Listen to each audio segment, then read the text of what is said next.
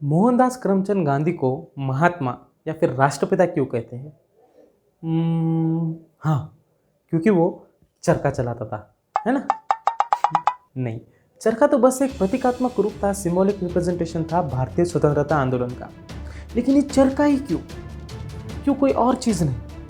क्यों ये चरखा ही अपने भारतीय ध्वज पे मतलब तिरंगे पे अशोक चक्र आने से पहले उसकी जगह था? ये जानने के लिए हमें गांधी युग में जाना पड़ेगा। 1 अगस्त 1920 में, मतलब आज से एग्जैक्टली 100 साल पहले लोकमान्य तिलक की डेथ हुई और भारतीय स्वतंत्रता आंदोलन की पूरी धुरा अपने गांधी बाबा पे आ गई। अब गांधी बाबा का युग चालू हो गया। गांधी बाबा के युग में 2 गट भारतीय आंदोलन में सक्रिय हो गए। वो कौन से थे? एक थे महिला और दूसरे थे कामगार। अपने गांधी बाबा हमेशा कहते थे कि एक महिला और एक कामगार भारतीय स्वतंत्रता आंदोलन में मेरे 2 हाथ जैसे काम करें। अब उन्हें शामिल तो कर लिया, लेकिन चाहे कोई भी इंसान हो, चाहे वो गरीब हो या फिर अमीर हो, वो अपने समाज के प्रति तभी उत्तरदायी हो सकता है जब उसकी खुद की ज़रूरत पूरी हो, उसकी सेल्फ नीड पूरी हो, उसकी फंडामेंटल नीड्स पूरी हो। अब उस समय रोटी कपड़ा मकान के साथ इंटरनेट तो नहीं था जो हम उन्हें दे सकें। तो गांधी बाबा ने रोटी कपड़ा मकान में से कपड़े को उठाया। जैसे चरखे का पहिया स्पीड में आने लगा, बिल्कुल उसी स्पीड से अंग्रेज हमारे देश को छोड़ के 1947 में चले गए। अब अंग्रेज तो चले गए, उसके साथ साथ हमने गांधी बाबा को भी बाजू में डाला, उसके साथ उनके चरखे को भी। स्वतंत्रता आंदोलन में हमने महिला और कामगार को शामिल करके हमारी स्वतंत्रता की ज़रूरत को तो पूरी कर ली, लेकिन आज 2020 में हम उनकी ज़रूरत पूरी नहीं कर पा रहे। फैब्रिक टू फ्रीडम ये कह के गांधी बाबा ने हथकरघे का जो धंधा करने वाले बुनकर हैं उनको बढ़ावा दिया, उनको प्रोत्साहन तो दिया। लेकिन क्या आज 2020 में, आज के समय में वही प्रोत्साहन कायम है? क्या सरकार प्रोत्साहन दे रही है? 1947 में स्वतंत्रता मिलने के बाद अब 2020 तक इन जो सालों में हमने सो कॉल डेवलपमेंट की, उस डेवलपमेंट के तहत ये परिणाम हुआ, ये असर हुआ कि ये जो हैंडलूम है, इस हैंडलूम की जगह अब पावरलूम ने ली। अब क्या है ये पावरलूम और हैंडलूम? देखो, पावरलूम और हैंडलूम में एक चीज़ कॉमन है, वो है लूम। लूम यानी यंत्र। अभी हैंडलूम में ये जो यंत्र था वो लकड़ी से बना था और इसे चलाने के लिए हमें कोई ना कोई इंसान चाहिए होता था। अब जबकि जो हैंडलूम जिसे पावरलूम ने रिप्लेस किया, उस पावरलूम में अभी किसी इंसान की ज़रूरत नहीं, जो सब काम वो मशीन यानी जो यंत्र वो खुद पावर की मदद से चला रही है। तो ये हुआ पावरलूम। अब इस हैंडलूम की जगह इन पावरलूम ने ली। इसीलिए महात्मा गांधी ने उस समय कहा था कि मैं यंत्रों के खिलाफ हूं। क्यों? इसका असर आज 2020 में हमें समझ में आ रहा है। भारत के सबसे अति उत्तर प्रदेश में जाइए, जहाँ पे जम्मू कश्मीर हो या फिर लद्दाख जैसे केंद्र शासित प्रदेश हो, वहाँ पे आपको पश्मीना जैसे शॉल मिलती है। या फिर जाइए सबसे नीचे, सबसे साउथ में, जहाँ पे तमिलनाडु है, उस तमिलनाडु में आपको कांजीवरम स्टाइल की साड़ी मिलती है ना। जब सबसे वेस्ट में जाइए, वहाँ पे गुजरात रहेगा, गुजरात में आपको बांधनी नाम की, बांधनी स्टाइल की साड़ी मिलती है। और जाइए सबसे ईस्ट में, मतलब मिजोरम में जाइए, जहाँ पे आपको पुनासलॉयन जो टाइप है, एक प्रकार है साड़ी का, एक डिज़ाइन का, वो आपको वहाँ पे देखने मिलेगा। ऐसे अन्य सारे कई सारे, झल का हो राया एक शालू बनारसी, ये जो गाना है इसमें जो बनारसी स्टाइल का है शालू, है ना। या फिर हमारे महाराष्ट्र में पैठनी नाम के पैठनी स्टाइल का जो सारी साड़ियाँ मिलती हैं, ये सब हैंडलूम की देन है। देखिए, अगर आपको कौन सा टास्क दिया है, चलो मान लो पेंटिंग का टास्क दिया है, उस पेंटिंग में आपको जो लगे आप पेंट करो, स्केच करो, ठीक है।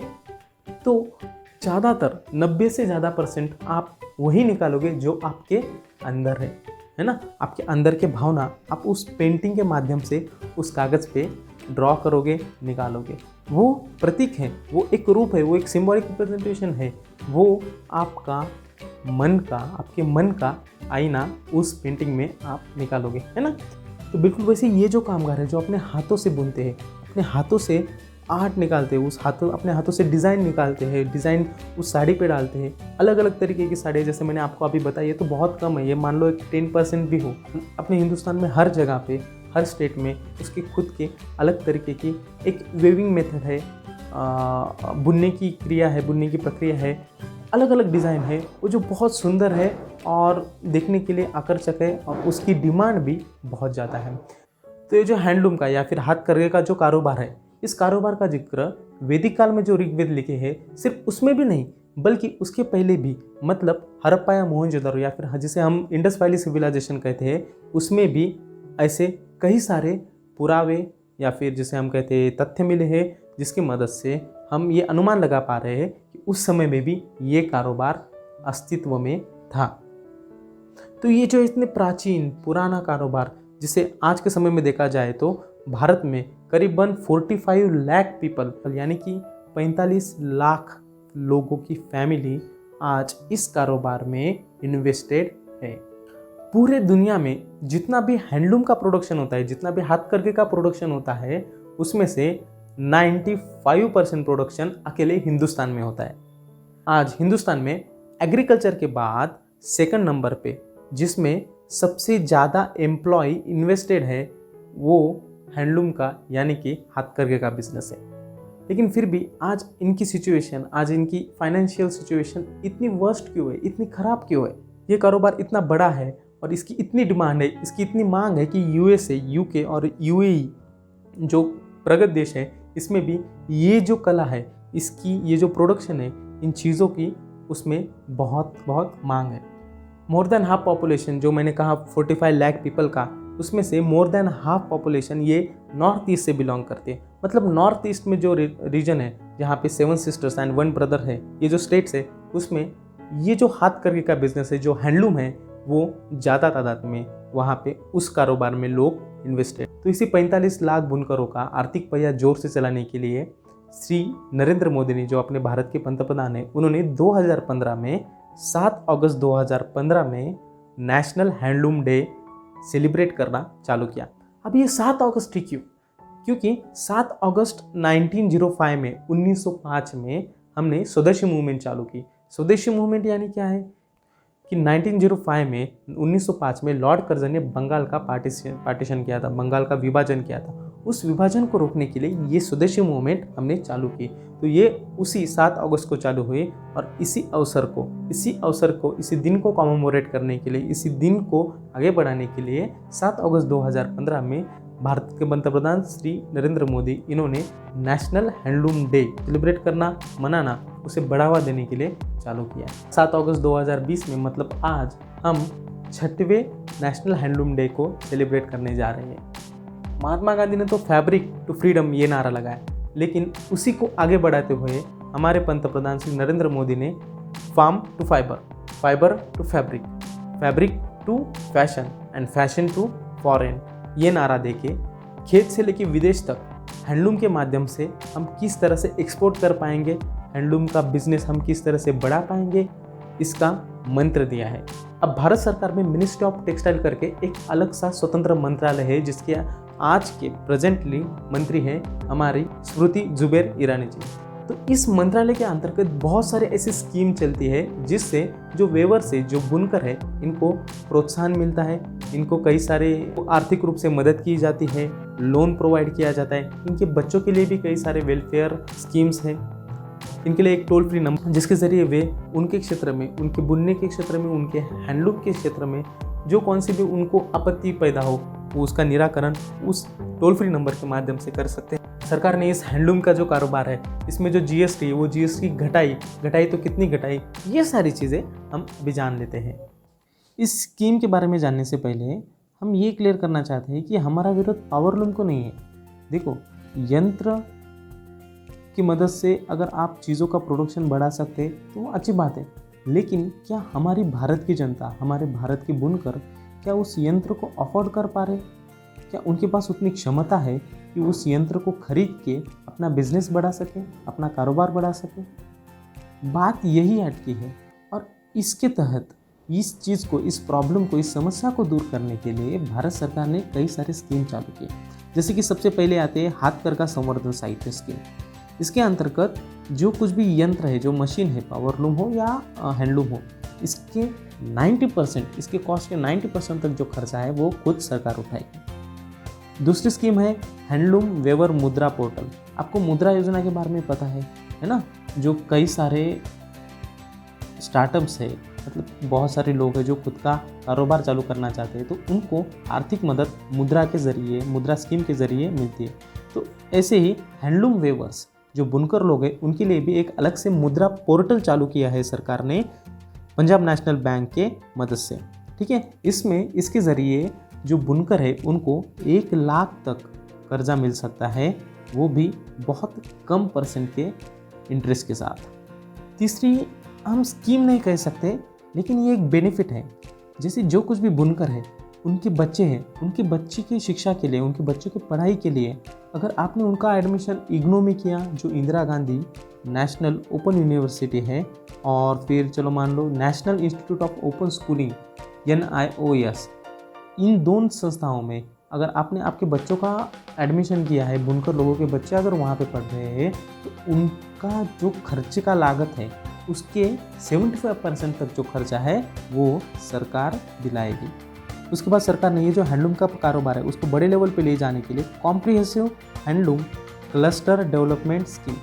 क्लस्टर यानी कैसे जगह जहाँ पे किसी एक तरह का ही कारोबार आके बसे। मतलब चलो मान लो हैंडलूम के ऐसे बहुत लोगों का जो कारोबार है वो उस जगह पे आके बसे, ताकि व्यापार करने में, बिजनेस करने में, मार्केटिंग करने में, और ये जो रॉ मटेरियल है, जो प्रोसेस्ड मटेरियल है, इसको ट्रांसपोर्ट करने में आसानी हो। ठीक है, तो ऐसे पूरे कंट्री में, हमारे पूरे हिंदुस्तान में करीब 325 क्लस्टर्स बनाने वाले हैं। उसके बाद चलते हैं हम हैंडलूम जो वेवर से बुनकर है उनके लिए जो वेलफेयर स्कीम है, जिसके तहत महात्मा गांधी बुनकर बीमा योजना है, हेल्थ इंश्योरेंस स्कीम है, अटल पेंशन है, राष्ट्रीय स्वास्थ्य बीमा योजना है। तो ये जो कई सारी योजना है, कई सारे स्कीम्स है, इसके तहत भी बुनकरों को उनका जीवन सरल बनाने में सहायता होगी। इसके बाद सबसे इम्पोर्टेंट चीज़ ये है कि जो बुनकर लोग हैं, जो वेवर्स हैं, उनको अगर किसी बात को लेकर आपत्ति आए या किसी बात के लिए उनको जानकारी चाहिए, तो वो एक नंबर पे, एक टोल फ्री नंबर पे कॉल करके भी अपनी समस्याओं का निराकरण कर सकते हैं। ये टोल फ्री नंबर है 1800208988। मैं फिर से कहता हूँ 1800208988। ये कई अन्य रीजनल लैंग्वेज में, स्थानिक भाषाओं में भी उपलब्ध है। इसे आप कॉल करके स्थानिक भाषा में भी बात कर सकते हैं और अपनी समस्याओं का निराकरण कर सकते हैं। तो ये बुनकर मित्र हेल्पलाइन नंबर है। इसके बाद जो है, गवर्नमेंट ऑफ इंडिया ने 2016 में इंडिया हैंडलूम नाम का एक इनिशिएटिव चालू किया है। इसके तहत हैंडलूम को बढ़ावा देने के लिए कई जगह urban hearts, block level centre, जैसे पहले वाराणसी में सबसे पहला ब्लॉक लेवल सेंटर वाराणसी में बना है, जैसे अभी अर्बन हार्ट्स कहाँ है। ई मार्केटिंग के लिए भी उन्होंने अलग से पोर्टल खोल दिया है। ई मार्केटिंग के ज़रिए भी बुनकर अपना जो प्रोडक्ट है उसे बेच सकते हैं। जैसे मैंने पहले GST रेट के बारे में जिक्र किया है, तो सरकार ने बुनकरों के लिए, उनको आसानी हो व्यापार के लिए, मार्केटिंग के लिए, ट्रांसपोर्ट के लिए, इसीलिए उन्होंने GST 18% से हटाकर 5% पे लाया है। यानी 5% पे GST बुनकरों के लिए, यानी कि इनके व्यापारों के लिए, इनके कारोबार के लिए 5% GST एप्लीकेबल है। अब आपको IITs तो पता है, Indian institute of technologies, IIM भी पता है, इंडियन इंस्टीट्यूट ऑफ मैनेजमेंट। बिल्कुल वैसे ही IIHT, Indian institute of handloom technology नाम के सेंट्रल लेवल पे 6 और स्टेट लेवल पे 4 ऐसे इंस्टीट्यूशन स्थापित किए गए हैं, जिसमें हैंडलूम इस विषय को लेके आप डिप्लोमा से लेके BE तक की डिग्री भी हासिल कर सकते हो। IIST से डिग्री हासिल करने का यह फ़ायदा है कि आप हैंडलूम सेक्टर में या फिर पावरलूम सेक्टर में, जो कुछ भी टेक्सटाइल इंडस्ट्री है, टेक्सटाइल इंडस्ट्री में आप अपना करियर अच्छे से बना सकते हैं।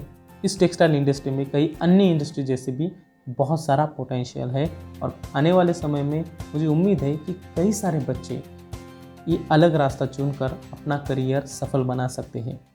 तो गाइज़, इस वीडियो में मैंने जो कुछ भी यूज़फुल चीज़ें बताई है, उस चीज़ों की अधिक जानकारी अगर पाना है तो मैंने नीचे डिस्क्रिप्शन बॉक्स में लिंक दी है। उस लिंक के ज़रिए आप हैंडलूम के बारे में, बुनकर के बारे में, उनकी स्कीम के बारे में ज़्यादा से ज़्यादा इन्फॉर्मेशन और प्राप्त कर सकते हैं।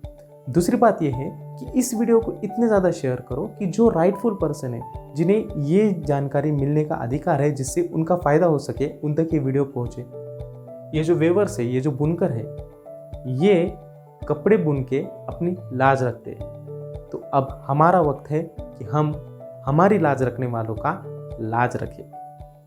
Thank you.